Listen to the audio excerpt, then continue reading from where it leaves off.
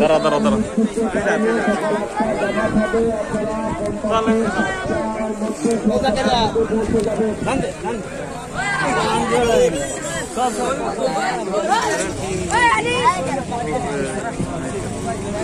দেশে গরম, অনাবৃষ্টি, একটা দুর্যোগ চলছে, বিভিন্ন জায়গায় ইস্তেসকার নামাজ পড়া হচ্ছে, তা আমরা পড়তে পারি কিনা এ ব্যাপারে একটু ভাবেন।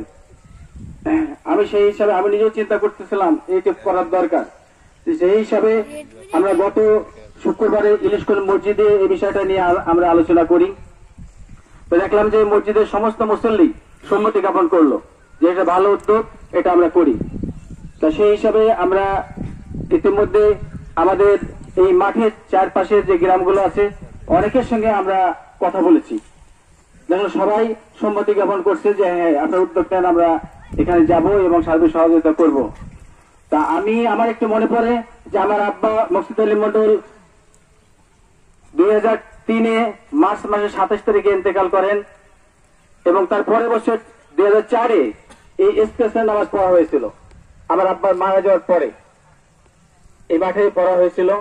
তো যাই হোক, আপনারা কষ্ট স্বীকার করে যে আসছে